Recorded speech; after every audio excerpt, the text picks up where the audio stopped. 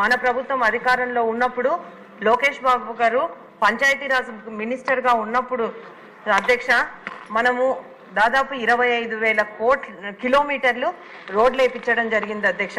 అలాగే 27 లక్షల LED లైట్లు కూడా వేయించడం జరిగింది అధ్యక్ష. జలజీవన్ మిషన్ లో మన ఏపీని 6వ స్థానంలో నిలబెట్టడం జరిగింది అధ్యక్ష. అలాగే 36 లక్షల కుటుంబాలకు వ్యక్తిగత మరుగుదొడ్లు కూడా కట్టించడం జరిగింది అధ్యక్ష. ఏ పని జరగాలన్నా కానీ సర్పంచ్ ఆదేశాల మేరకే జరిగేది అధ్యక్ష. కానీ ఈ వైసీపీ ప్రభుత్వంలో కనీసం 1 కిలోమీటర్ రోడ్డు కూడా వేయలేని పరిస్థితి అధ్యక్ష. అంతేకాకుండా అధ్యక్ష జలజీవన్ మిషన్ లో ఈ రోజు మన రాష్ట్రం 26వ స్థానంలో ఉందంటే సిగ్గుపడాల్సిన విషయం అధ్యక్ష. కాబట్టి అంతేకాదు అధ్యక్ష వీళ్ళు 5 ఏళ్లలో ఒక మరుగుదొడ్డి కూడా కట్టలేదు. గ్రామ పంచాయతీలకు నిధులు లేక గ్రామాల పరిస్థితి నిర్వీర్యంగా అయింది. అంతేకాకుండా ఇప్పుడు మనకు వర్షాకాలం అధ్యక్ష డయేరియా కూడా వస్తూ ఉంది.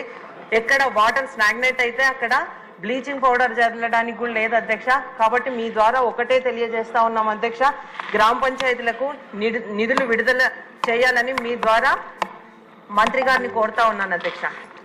రామాంజలి గారు, ఇది అందరూ అంగీకరించాల్సినటువంటి సత్యమే అధ్యక్ష.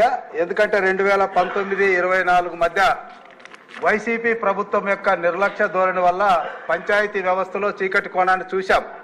అయితే అధ్యక్ష ఈ సందర్భంగా గతాన్ని మనం నెమరు వేసుకుంటూ మరొక విషయాన్ని కూడా చూడాల్సినటువంటి అంశం ఉంది. 2014లో రాష్ట్రం విడిపోయిన తర్వాత తమరు మంత్రిగా ఉన్నారు అధ్యక్ష.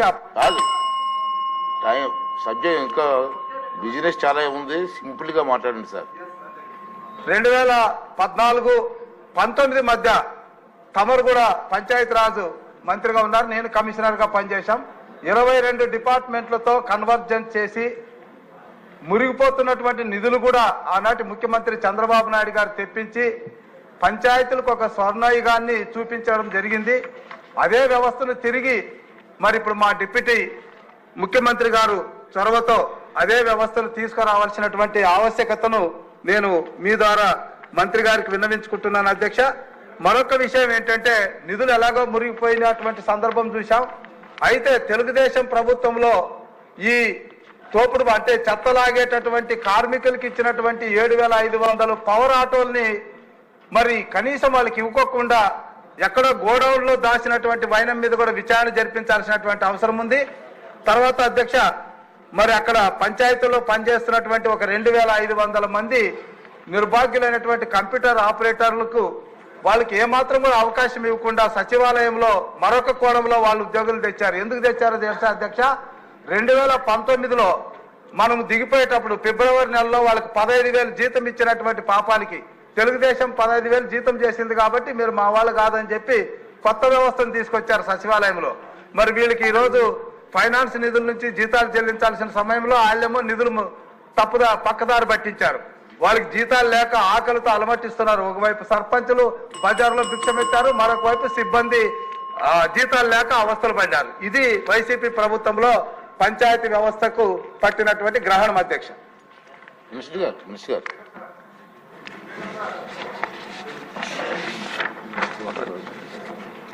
అధ్యక్ష, గౌరవ సభ్యులు లేవనెత్తిన అంశాలని వారి ఆవేదనని ఇది ఖచ్చితంగా ఇది తెలుసు అధ్యక్ష. ఇది గత ప్రభుత్వం చేసిన అవకతవకల్ని మనం ఈ ప్రభుత్వం వారసత్వంగా వచ్చింది అధ్యక్ష. గౌరవ సభ్యులు ప్రత్యేకంగా ప్రస్తావించింది, ముఖ్యంగా ప్రస్తావించింది డబ్బులు కనిపిస్తున్నాయి అకౌంట్స్లోకి వెళ్ళినాయి, కానీ గ్రామ పంచాయతీలోకి వచ్చేటప్పటికి బ్లీచింగ్ పౌడర్ కొనడానికి కూడా డబ్బులు లేవు. ఇది సత్యం అధ్యక్ష. ఇది ఏమైపోయిందంటే కరిమింగిన వెలగపండులా అయిపోయింది. డబ్బులు కనిపిస్తున్నాయి, ట్రాన్సాక్షన్ కనిపిస్తున్నాయి అకౌంట్స్లో, కానీ నిధులు డ్రా చేయడానికి లేవు. ఇది దీని మీద ప్రత్యేకించి ఇది ఒక క్వశ్చన్ వల్ల కాదు అధ్యక్ష, దీని మీద గౌరవ సభ్యులందరికీ కూడా నేను తెలియజేసుకునేది దీని మీద ప్రత్యేకించి ఒక 4-5 గంటల సెషన్ జరగాలి అధ్యక్ష. అలాగే ఎందుకంటే ఇది మీ అందరూ గౌరవ సభ్యులందరికీ కూడా విన్నవించుకున్నాం మన స్పీకర్ గారి ద్వారా. ఇది చాలా లోతుగా అధ్యయనం జరగాలి. దీని మీద ఖచ్చితంగా ఒక వైట్ పేపర్ కూడా తీసుకురావాలని మనస్ఫూర్తిగా కోరుకున్నాం. ఆ ప్రయత్నంలో ఉన్నాం. గౌరవ సభ్యులందరూ తెలియజేస్తున్నాం అధ్యక్షుల ద్వారా. సో 2019 నుండి 24 ఇప్పటి దాకా 15th ఫైనాన్స్ కమిషన్ సంబంధించినంత వరకు 5,251 కోట్లు గ్రామ పంచాయతీల అకౌంట్లో పడ్డాయి. అలాగే 14వ ఫైనాన్స్ కమిషన్ సంబంధించి 2,336 కోట్లు అకౌంట్లో పడ్డాయి సార్. టోటల్గా 7,587 కోట్లు పడ్డాయి. కానీ అందులో 2,285 కోట్లు కరెంటు ఛార్జీల కొరకు ఏపీ డిస్కామ్ వారికి ఆర్థిక శాఖ పంపించేసింది. దీనికి గౌరవ సభ్యులు అడిగారు, దీనికి ఎవరు అనుమతి తీసుకున్నారని. ఎవరు అనుమతి తీసుకోలేదు. వాళ్ళ ఇష్టారాజ్యం, వాళ్ళు తీసేసుకున్నారు. అడిగేవాళ్ళు ఎవరు లేరు. సో వాళ్ళు తీసేసుకున్నారు. ఇది నేను రివ్యూలు చేస్తా ఉంటే అసలు ఇంకా మీరు అడుగుతున్నాయి చాలా తక్కువ. నాకు లోపల నుంచి ఒక చీమల దండులో వస్తున్నాయి సందేహాలు. సో మా అధికారులు అలసిపోతా ఉన్నారు. సందేహాలు మీకు జస్ట్ ఇది అందుకు నేను అడుగుతానంటే ఒక ప్రత్యేకంగా గౌరవ ముఖ్యమంత్రి గారికి కూడా నేను మీ ద్వారా తెలియజేసుకున్నాను అధ్యక్ష. దీని మీద ఒక స్పెషల్ పంచాయతీరాజ్ అవకతవకల మీద ప్రత్యేకమైన సెషన్ జరగాలి అధ్యక్ష దీని మీద.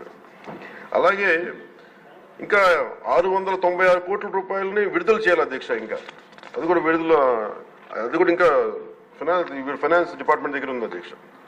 అలాగే రవికుమార్ గారు అడిగిన ఇంకొక ప్రశ్న అధ్యక్ష, ఈ పాపులేషన్ ప్రకారం కేటాయించాలి కదా అంటే కేంద్రం వ్యత్యాసాల గురించి అడిగారు అధ్యక్ష. కేంద్రం కేటాయించిన నిధులు ప్రతి సంవత్సరానికి మారుతూ ఉంటాయి అధ్యక్ష. తదనుగుణంగా నిధుల కేటాయింపులు కూడా జరిగాయి. నిధులు విడుదల కాబట్టి అధ్యక్ష దీంట్లో ఇంకా సంతృప్తికరంగా ఉండకపోవచ్చు సమాధానం.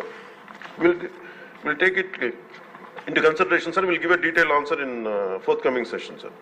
అలాగే మనకి పంచాయతీల నిధులు పర్ క్యాపిటా గ్రాంట్ కానీ, స్టాంప్ డ్యూటీ కానీ, సెనరై ఛార్జెస్ కానీ వీటికి కూడా నిధులపై కూడా సమీక్షించి చాలా రావాల్సిన అధ్యక్ష పంచాయతీలకి దానికి ఎలా రావాలి, ఏం చేయాలి, విడుదల జరిగేటట్లు విల్ ఇనిషియేట్ ద యాక్షన్ అధ్యక్ష. అలాగే ముఖ్యంగా ఈ వాటర్ బాండ్ ఈ వ్యాధులన్నీ వస్తున్నాయి నీటి ద్వారా, దీనికి స్పెషల్ డ్రైవ్ కండక్ట్ చేస్తాం అధ్యక్ష. విల్ టేక్ ఇట్ ఫార్వర్డ్ అధ్యక్ష. సో ముఖ్యంగా నిన్న గౌరవ సభ్యుల దృష్టికి తీసుకొస్తున్నాం అధ్యక్ష. ఈ డిలేస్ అంటే ఈ ఆలస్యం ఎందుకు జరిగింది అసలు మీరు కొంచెం ఈ అంటే నిన్న రివ్యూ చేస్తున్నప్పుడు అధ్యక్ష టోటల్గా లోకల్ బాడీస్ సంబంధించి రివ్యూ చేసాం అధ్యక్ష. ఈ పంచాయతీలది దాంట్లో ఉండిపోయింది. ఇట్స్ 3 టైర్ లోకల్ బాడీ ఇది కాబట్టి సెంట్రల్ గవర్నమెంట్కి ఎలాంటి కాన్స్టిట్యూషనల్ గ్యారంటీ ఉందో, స్టేట్ గవర్నమెంట్కి ఎలాంటి కాన్స్టిట్యూషన్ గ్యారంటీ ఉందో, ప్రొటెక్షన్ ఉందో, పంచాయతీలకు కూడా అదే ప్రొటెక్షన్ ఉంది అధ్యక్ష. అక్కడ జాతిపిత మహాత్మా గాంధీ గారి ఫోటో పెట్టుకుని గ్రామ స్వరాజ్యం కోసం తపన పడే మనందరం కూడా ఈరోజు నలుగుతా ఉన్నాం. కాకపోతే గత ప్రభుత్వం చేసిన తప్పులు ఎలా ఉన్నాయంటే అధ్యక్ష మొత్తం వదిలేశారు అధ్యక్ష. గాంధీ గారి ఫోటో వరకు దాన్ని పెట్టారు కానీ, అలంకారప్రాయంగా పెట్టారు కానీ నిజంగా ఆయన స్ఫూర్తిని గత ప్రభుత్వం తీసుకెళ్లేదు, ఈ ప్రభుత్వం తీసుకెళ్తాం అధ్యక్ష. అలాగే ముఖ్యంగా జస్ట్ మనం లోతుగా అధ్యయనం చేయబోయే బదులు చాలా సింపుల్ గా అధ్యక్ష మీకు గౌరవ సభ్యులందరికీ చేస్తా ఉన్నాను. నిన్న మా అధికారులతో కూడా మాట్లాడుతూ ఉంటే ఈ కేంద్రం ప్రతి పంచాయతీకి బ్యాంక్ అకౌంట్ ఓపెన్ చేయమని అధ్యక్ష. అది చేయటం అంటే కీలకమైన కారణాలు ఏంటి, delay is not releasing due to releasing of అంటే భారతదేశ ప్రభుత్వం డిలే చేయలేదు అధ్యక్ష, సకాలానికి పంపించేస్తా ఉంది. కానీ కొంతకాలం ఏమో పంచాయతీ మన ఎన్నికలు జరగకపోవటం వల్ల ఇంకొకసారి వీళ్ళు అడిగింది non integration towards PFMS by the state government. అంటే కేంద్రానికి సంబంధించిన పబ్లిక్ ఫైనాన్స్ మేనేజ్మెంట్ సిస్టమ్కి అనుసంధానం చేయమని అడిగారు. మొదటి 2 సంవత్సరాలు వీళ్ళు సరిగ్గా చేయకపోవడం వల్ల మేము నమ్మలేము, మిమ్మల్ని డైరెక్ట్గా పంచాయతీ ఖాతాల్లోకి వెళ్ళాలి, అందుకని మీరు పిఎఫ్ఎంఎస్కి మీరు అనుసంధానం చేయండి. అది చేయకపోవటం వల్ల కూడా అదొక మేజర్ డిలేస్ అధ్యక్ష. అలాగే డ్యూ టు ఎలక్షన్స్ని నిర్వహించకపోవడం దానివల్ల కూడా ఆలస్యమైంది అధ్యక్ష. ఇవన్నీ చూస్తే నేను మీకు ప్రత్యేకించి సభకి నేను ఈ పంచాయతీరాజ్ శాఖ బాధ్యత తీసుకున్న నేను మీకు మాటిస్తున్నాను, మీకు దీంట్లో జరిగిన అవకతవకలు కానీ, గత ప్రభుత్వం చేసిన తప్పులు కానీ, అలాగే భవిష్యత్తులో మేము చేస్తున్న రోడ్ మ్యాప్ కానీ సవివరంగా మీకు తెలియజేసి ఈ కరెక్షన్స్ చేసుకొని గాంధీ గారి స్ఫూర్తిని, గ్రామ స్వరాజ్యాన్ని ఈ ప్రభుత్వం సంపూర్ణంగా పాటించి గ్రామ స్వరాజ్యం తాలూకు నిధుల్ని తిరిగి పంచాయతీలకే చెందేలాగా, తిరిగి పంచాయతీలకు వచ్చేలా మేము చర్యలు తీసుకుంటాం. మీ అందరికీ గౌరవ అధ్యక్షుడు తెలియజేస్తున్నాం.